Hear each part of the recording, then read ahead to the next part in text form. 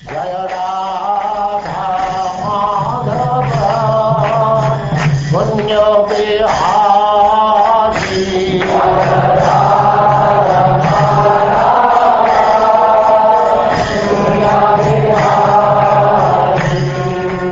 And now chapter 25, the Glories of Devotional Service.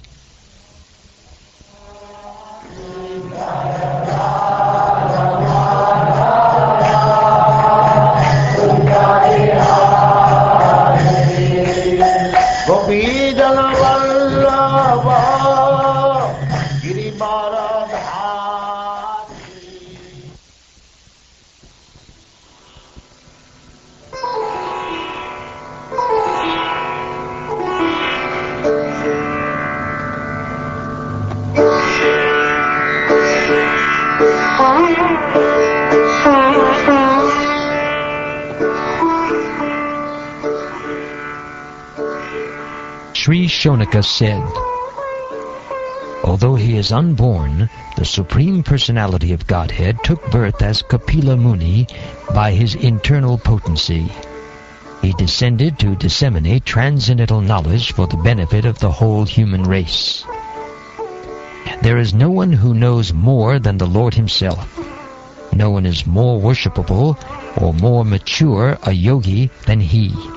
He is therefore the master of the Vedas, and to hear about him always is the actual pleasure of the senses. Therefore, please precisely describe all the activities and pastimes of the Personality of Godhead, who is full of self-desire, and who assumes all these activities by his internal potency. Sri Sutta Goswami said,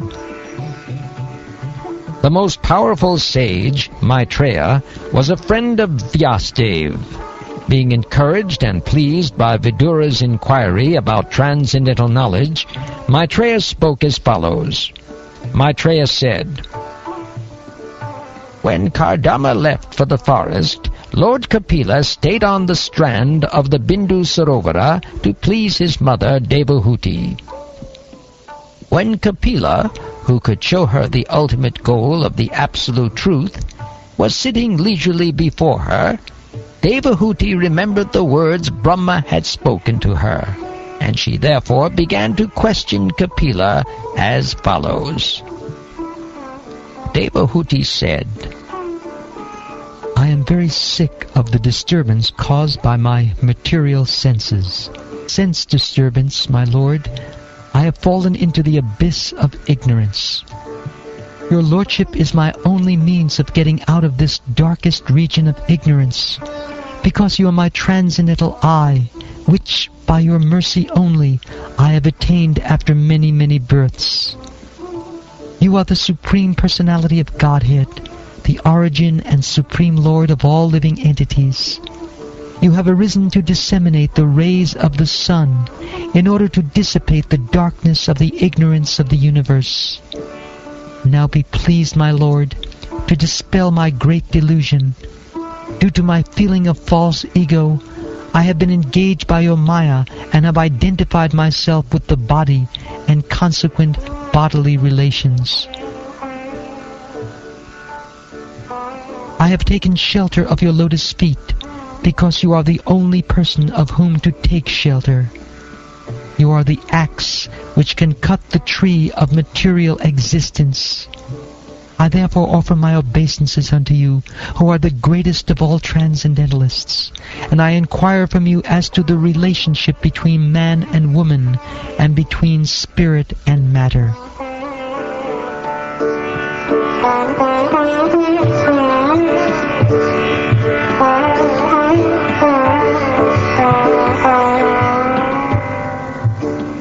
Maitreya said, after hearing of his mother's uncontaminated desire for transcendental realization, the Lord thanked her within himself for her questions, and thus, his face smiling, he explained the path of the transcendentalists who are interested in self-realization. The Personality of Godhead answered, the yoga system, which relates to the Lord and the individual soul, which is meant for the ultimate benefit of the living entity, and which causes detachment from all happiness and distress in the material world, is the highest yoga system. O most pious Mother, I shall now explain unto you the ancient yoga system, which I explained formerly to the great sages. It is serviceable and practical in every way. The stage in which the consciousness of the living entity is attracted by the three modes of material nature is called conditional life. But when the same consciousness is attached to the Supreme Personality of Godhead, one is situated in the consciousness of liberation. When one is completely cleansed of the impurities of lust and greed, produced from the false identification of the body as I, and bodily possessions as mine, one's mind becomes purified. In that pure state, he transcends the stage of so-called material happiness and distress.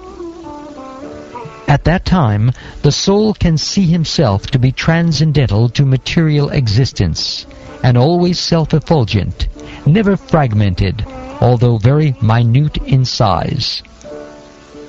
In that position of self-realization, by practice of knowledge and renunciation in devotional service, one sees everything in the right perspective.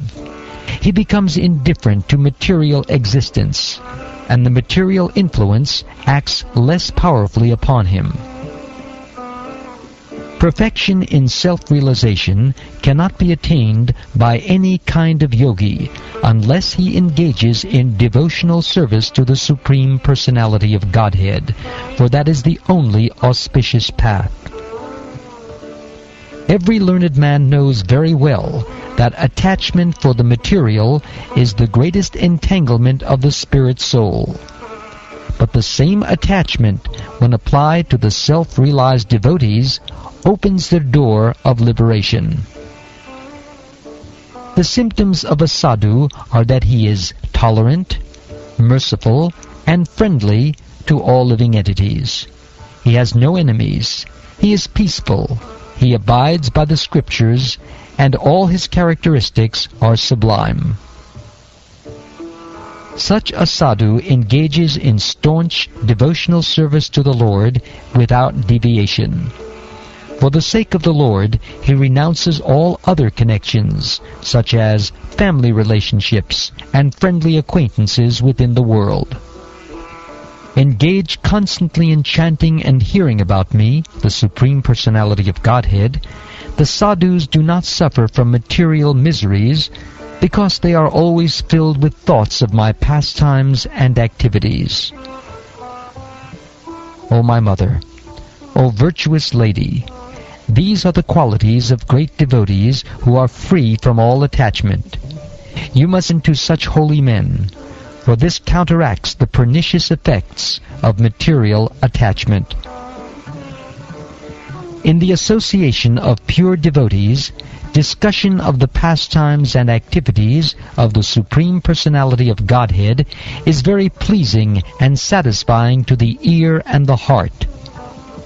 By cultivating such knowledge, one gradually becomes advanced on the path of liberation, and thereafter he is freed, and his attraction becomes fixed.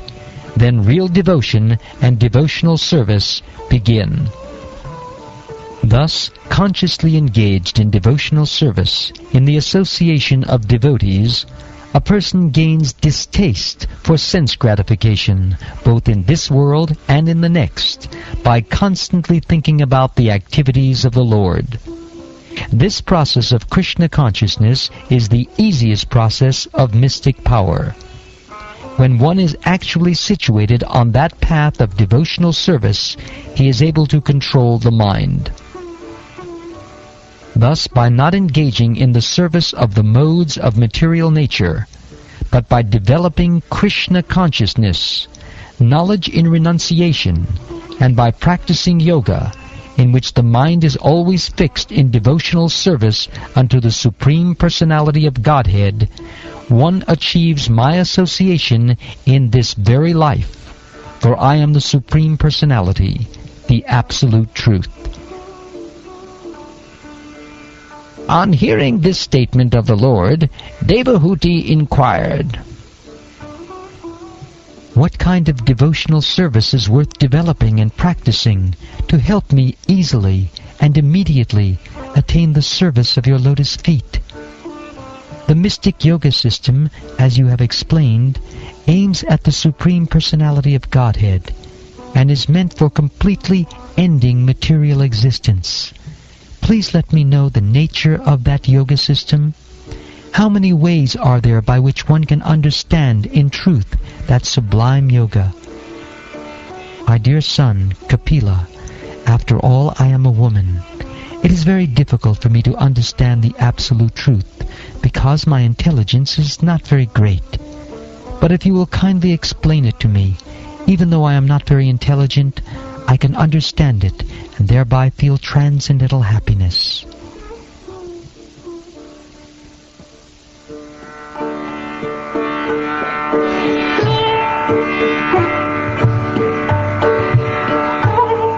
After hearing the statement of his mother, Kapila could understand her purpose, and he became compassionate towards her because of being born of her body.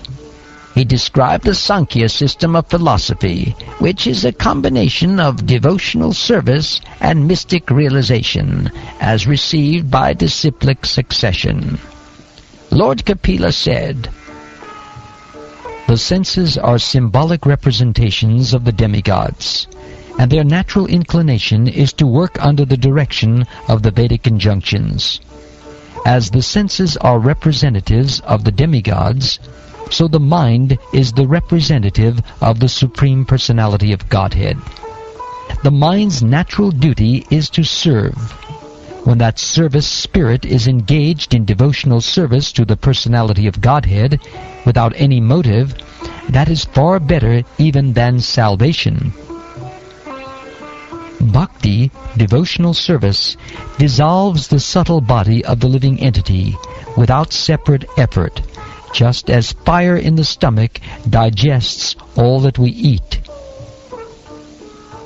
A pure devotee who is attached to the activities of devotional service and who always engages in the service of my lotus feet never desires to become one with me.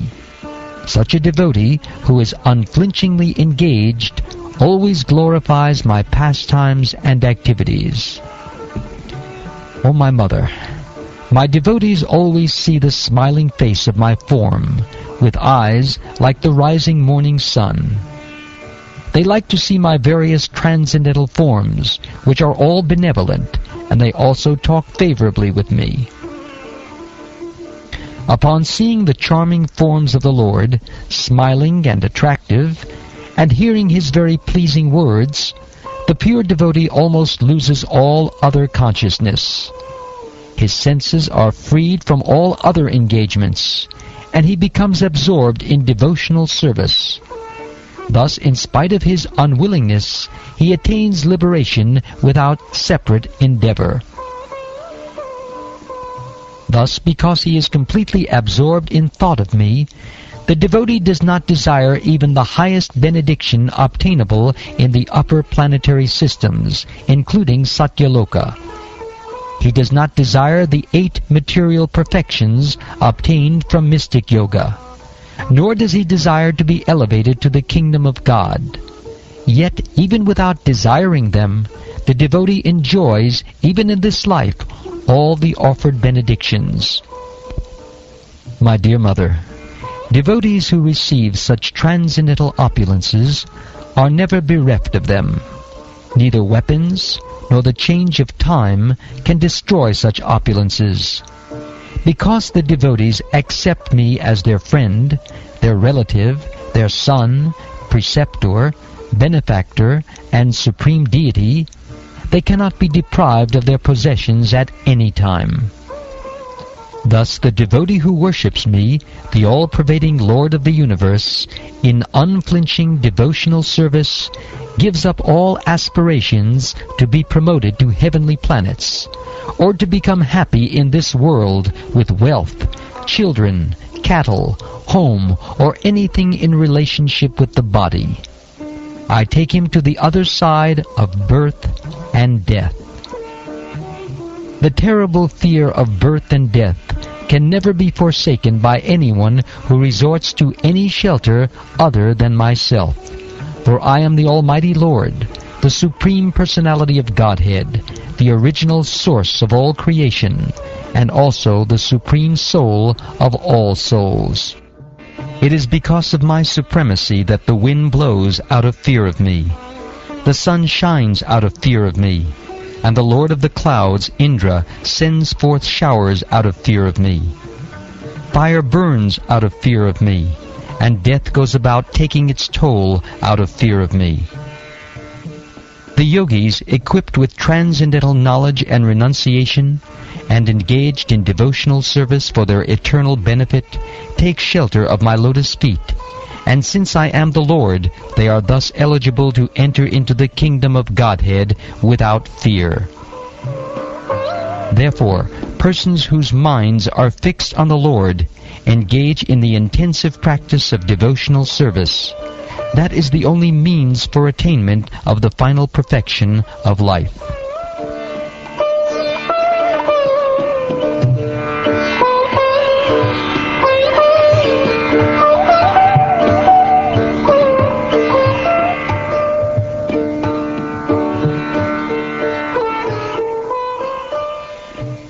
Thus ends the 25th chapter of the 3rd canto of the Śrīmad-Bhāgavatam, entitled The Glories of Devotional Service.